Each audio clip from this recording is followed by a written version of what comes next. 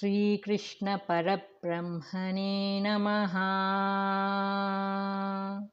Sri Sadguru Paramatmane Namaha. Sarva Maharshibhyo Namaha. Different forms of yajna are explained in the following 7 verses. 24th sloka. Brahmarpanam brahmahavihi brahmagno brahmanahutam brahmaiva tena gantavyam brahma karma samadhina. Substance. The oblation is Brahman, the offerings are Brahman, the sacrifice is Brahman, and by absorption in action, which is Brahman, Brahman alone shall be reached by him by the sacrifice. Commentary. Everything in the Yajna is Brahman. The verse enunciates the Upanishadic truth. All this is Brahman. Sarvam Khalvidam Brahma. Chandogya Upanishad. Keeping this truth in mind, one should work. Yajna is Brahman in every part and in all its details. If all this, the whole universe with all its beings in it and all the actions taking place in it, is Brahman, the one reality without a second, why and wherefore the manifoldness? Name and form, Nama and Rupa, have superimposed the diversity on the supreme secondless Brahman. What is superimposed cannot change the nature of the original substance. The snake that is superimposed on the rope out of delusion of the eye cannot change the nature of the rope. The rope remains the rope even when the snake is superimposed on it by the illusion of the eye. When the illusion passes away by focusing the light on the object, the rope is seen and known as the rope. So, all the time what existed was the rope alone and nothing else.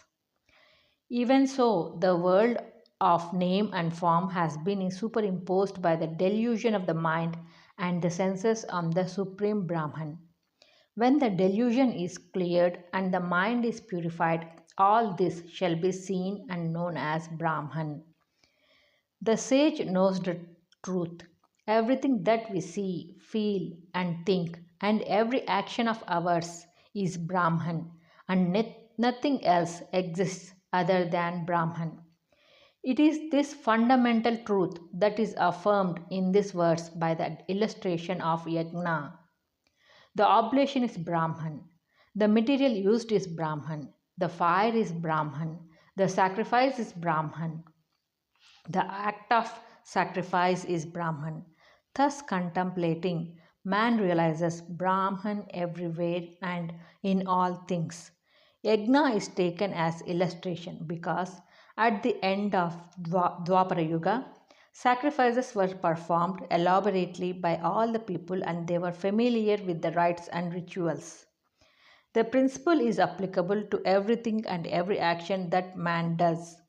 He is blessed who acts in the understanding and experience of the truth that all is Brahman. By absorption means here the technique of transforming all work into Brahman is indicated. By concentration and meditation, by constant absorption in Brahman, every kind of work that is done melts into Brahman. Work then loses its separate limited quality, its binding power. It acquires a divine and spiritual quality. The distinction between karma and gnana is thus eliminated, and Brahman alone is realized in all that one thinks and does. The seeker should understand the importance of this verse, which shows the direct path to Brahma Gnana. Any man in any work of life, doing any kind of work, can practice this method and reach the goal. There is a tradition among people to repeat this verse while taking food. The food is Brahman, the feeder is Brahman, the act of eating is Brahman. It is again an affirmation that everything and every act is that, appearing to be manifold by the superimposition of name and form. Different forms of yajna are described. 25th sloka. दैवमेवापरे यज्ञं योगिनः पर्युपासते ब्रह्मज्ञावपरे यज्ञं यज्ञेनैवोपजुह्वति. Substance. Some yogis perform sacrifice pertaining to the gods only. Others, by union of the self, Jiva with Brahman, offer the Jiva as a sacrifice in the fire of Brahman. Commentary. The Lord explains the different types and forms of yajna. First one is some yogis perform sacrifice to the gods.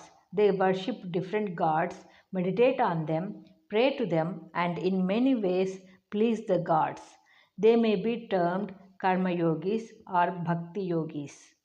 Secondly, others perform sacrifice to Brahman by offering his separate individuality, jiva, as oblation in the fire of Brahman.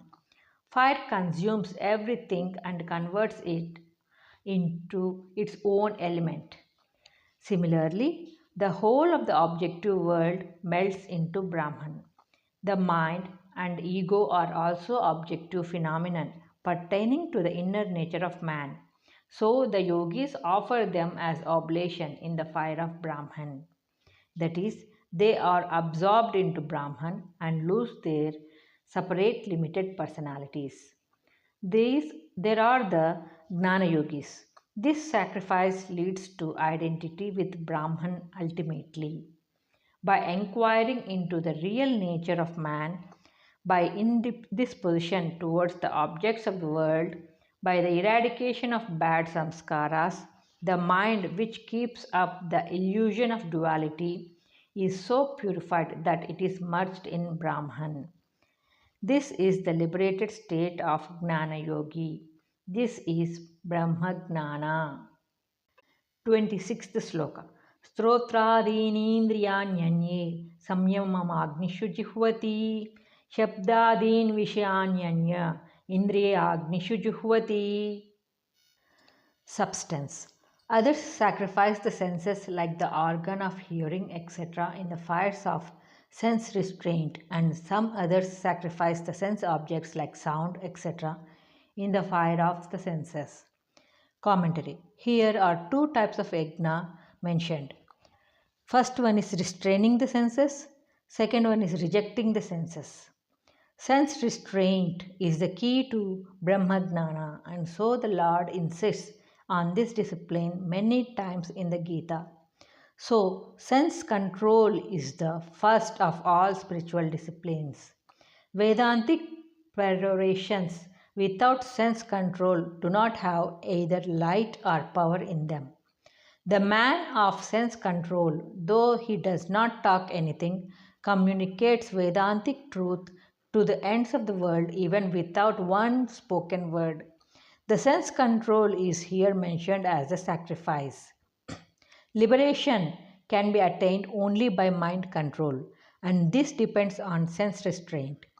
By practicing several kinds of penance, by following several vows, rules, and regulations of conduct, the seeker should get the senses under control. This is what is meant by sacrificing the senses in the fire of restraint. The plural form fires is used because there are different types of senses to be controlled. The second yajna mentioned here is closely related to the first. The senses, according to their nature, wander about freely in the objective world, experiencing pleasure and pain through pleasant and unpleasant objects. Therefore, one has to reject the sense objects by deeply examining them and understanding how painful and worthless they are. When one realizes the worthlessness and shadowing nature of these sense objects, the senses do not run after them. They remain steadfast in their own seats. It is the rushing out of the senses towards material objects that disturbs the mind and throws it into a state of commotion. When the senses are kept in their place, the mind is calm, and when the mind is calm, the bliss of Atma is experienced. This is sacrificing the sense objects in the fire of the senses. 27th Sloka. Sarvani karmani prana karmani chapare atma samyama yogagno juhvati gnana dipite. Substance. Others sacrifice all the functions of the senses and the functions of the vital energy, prana, in the fire of yoga of self control, illumined by knowledge. Commentary. The mind is the barrier to self realization. By its inherent samskaras acquired through several births, the mind has become a thick, dark veil covering up the reality and preventing the people from knowing their own real nature. To conquer the mind, various spiritual disciplines are necessary. Restraining the senses and controlling the breath are essential for mind control. Otherwise, the force of the senses and the ill regulated health disturb the mind stuff endlessly. So, the seeker should gradually practice sense restraint, indriya nigraha, and breath regulation, pranayama. This idea is figuratively described as sacrificing the senses and the vital energy, prana, in the fire of self control. Illumined by knowledge means Gnana is compared to light. By sense control and self control of the light of the knowledge shines brightest. On the other side, by discrimination and knowledge of the self, the mind is brought under control. Therefore, it is here said that self control is illumined by knowledge. The fire of self control is fanned into flame by knowledge. It means that those who aspire for mind control should practice discrimination and inquiry into the self. The seeker has to carry on the inquiry what and whence this universe, what is the reality behind all this.